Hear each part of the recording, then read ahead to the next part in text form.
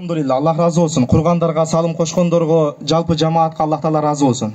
Бирок мечитти куруп коюу эле эмес негизги максатчы. Негизги максат ошол мечитти кургандан кийин ошол мечитти абат кылуу. Хадистерде келтирет. 8 нерсе 8 жерде кор дейт да. Алардын бирөөсү bir мечит кор болот, ал жерде намаз окулунбай турган жамаат болсо дейт. Жамааттын арасында ошол жерде намазга келбей тургандар көп болсо, ошол жамаатка 5 убакыт намазга ошол мечитке келинбей аткан болсо, ошол мечит дагы кор болот дейт. Жамаат ушул жердеги местный жамаат мечит курулгандан кийин албетте бул жерге келели, ибадатка келели, 5 убакыт намаз ушул жерде окуйлу.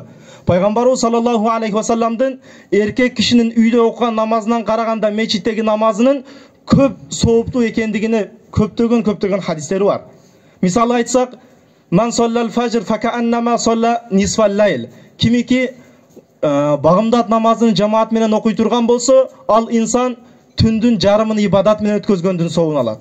Ал эми кимде ким куфтан намазыны жамаат менен окуй турган болсо, ал инсан дейт түндүн толук түрдө түндү ибадат менен өткөзгөндүн соогун алат дейт. Багымдатка, куфтанга, асырга, пешимге, айтор 5 убакыт намазга ушул жерге жамаатка келе турган болсок, ушул жерде жамаатка келгенибиз эсебинен түнү дагын, күнү дагын тынымсыз ибадат кылгандын соогуна жетебиз. Салатур роджули афдолу мин салатихи фардан би 27 даража дейт. Инсандын жамаат менен окуган намазы жалгыз окуган намазынан караганда кээ бир риваятта 25, кээ бир риваятта 27 эсе сообу күчтүүрөөк. Сиз 25 жолу үйдө окуган намазыңызды мына жерге жамаатка келген адам бир жолу окуганда ошонун сообуна жетет. Bir жолу эле bir убакыт намазга келип, ушул жерге жамаатка катышкан инсан үйүңүздө 25 жолу окуган намазынын сообуна жетет деген маселе. Ошон үчүн намаздарды мечитте окуйлу, мечиттерди кор кылбайлы. Бул жерлерди абат кылайлы. Ушул жерге азанчылар келип эрте азандарын айтып, имамдарыбыз иншалла шайланды, ушул жерде калбастан, ушул жерде тик туруп, бекем туруп, ушул жерде туруп берген болсо, кызматты кылып берген болсо элге, иншалла ушунун берекесинен элибизге, жерибизге чоң бир бале казалар узак болот, чоң бир берекелер келет иншалла. Анан мечитке келгенде дагы бир хадисти айтып өтөлү. Пайгамбарыбыз саллаллаху алейхи ва саллам хадиси бар. Юбасуна яумал кияма каумун вужухухум кал кавакиб дейт. Кыямат кайым болгондо дейт, кээ бир инсанда тирилет дейт. Алардын жүздөрү жылдыз сыяктуу болот дейт. Алардын жүздөрү билесиздер, түндөсү канча караңгы болбосун, канча узакта болбосун, бирок асманды карасаңыз жылдыз көрүнүп турат да. Ошондой бир жаркырап турат. Эми кээ бир инсандардын жүздөрү ошол жылдыз сыяктуу болуп жаркырап турат экен кыяматка барганда. Алардан сурашат: булар кимдер? Бул кандай инсандар деп сураганда, Жабраил алейхиссалам жооп берет: алар дейт ушундай бир инсандар эле, эгерде мечитте азан айтылына турган болсо, дароо дааратына шашылышат эле, дароо намазына шашылышат эле дейт. Ва каумун вужухухум кал каукаб. Дагы кээ бир инсандар келет, алардын жүздөрү ай сыяктуу дейт. Бардык жылдызды топтосоңуз дагы айга жетпей жаркыраганы. Бирок кээ бир инсандардыкы ошол жылдыздан да өтө болгон ай сыяктуу жаркырап турат экен. Алар кандай адамдар десе, аларга дагы жооп берилет: бул инсандар дейт, кумна иля тахарати вал вуду кобла сала дейт.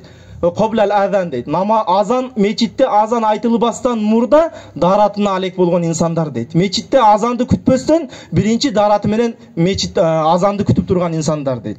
Ва каумун вужухухум кашшамс. Дагы кээ бир инсандар болот кыяматта дейт. Алардын жүздөрү күн сыяктуу дейт. Айды топтоңуз, жылдызды топтоңуз, бирок күнгө жетпейт. Күн чыкканда ай да көрүнбөй калат, жылдыз да көрүнбөй калат.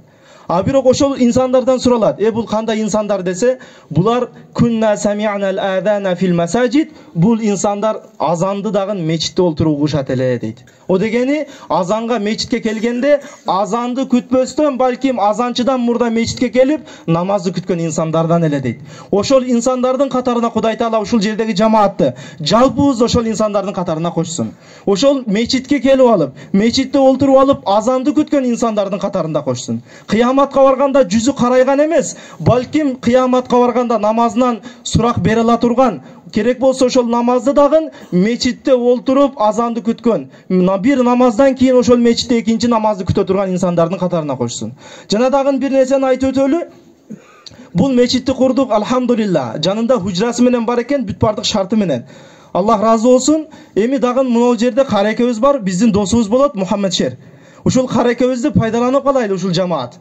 Ошол карекебизден ушул жерде балдарыбызды жөнөтүп, ошону үйдө өзүбүз контрол кылып, баргын ошол мечитке, илимиңди алгын, намазыңды окугун деп үйдөн жөнөтүп турайлы.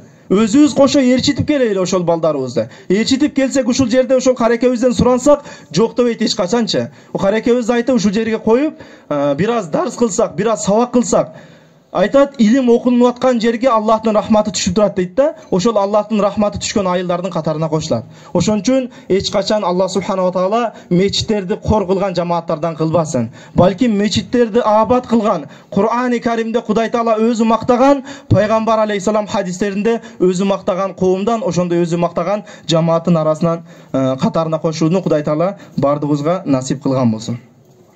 Андан кийин бул жерге сөз кезегини сөзүбүздү кыскараак кылайлы. Сөз кезегине ушул мечитке чоң бир себепчи болгон, ушул жерге тактап айтканда инвестицияны ушул жерге тартып берген, ушул эжебизге ортомчу болуп берген Шарыбек абызды чакырсак, бир эки сөзүн сүйлөп берсе жакшы болот иншалла.